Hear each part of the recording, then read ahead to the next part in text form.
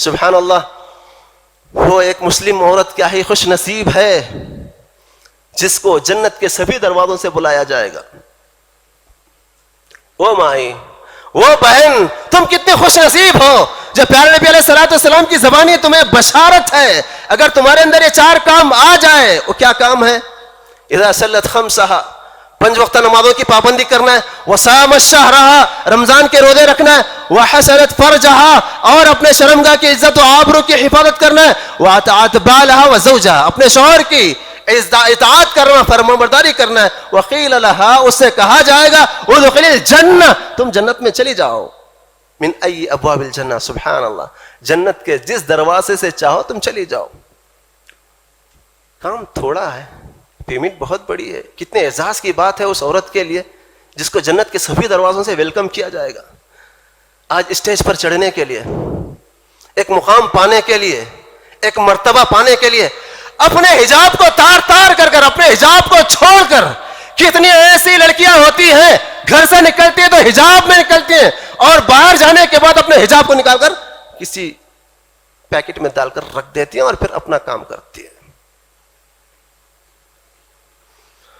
سبحان اللہ, وہ کتنی نیک عورت تھی جو پیارے نبی علیہ الصلوۃ والسلام کے پاس آئی تھی اور کہا اللہ کے نبی, مجھے مرگی کا مرض ہے, مرگی کی بیماری ہے.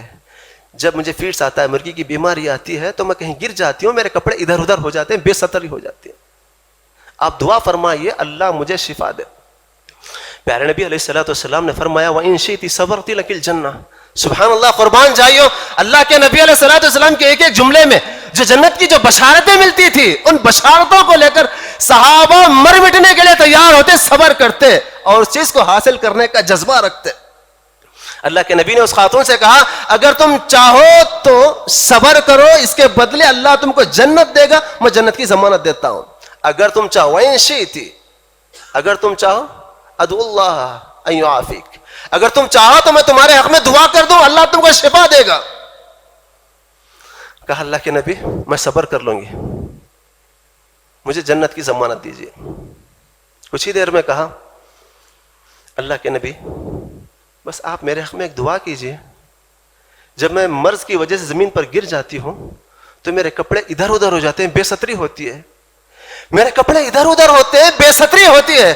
اللہ کے نبی آپ دعا کیجئے اس مرض کی وجہ سے میں گر جاؤں تو میرے کپڑوں کے ادھر ادھر نہ ہو جائے, بے ستری نہ ہو جائے, بے حیائی نہ ہو جائے. سبحان اللہ, اس خاتون کو آپ سلام کریں, ہم سلام کریں اس عورت کو جس نے بیماری پر صبر کرنے کی بات کی جنت کے حصول کے لیے, اور پھر پیارے نبی سے دعا کی درخواست کی اللہ کے نبی آپ دعا کیجئے جب میں گر جاؤں تو میرے کپڑے ادھر ادھر نہ ہو جائے. لیکن آج فیشن چلا ہے, جتنا شارٹ, جتنا چھوٹا اور جتنا ماڈرن طریقے کا اور جتنے پھٹے اور جتنے سوراخ والے کپڑے پہنیں گے اتنی ہی ماڈرن لڑکی سمجھی جائے گی.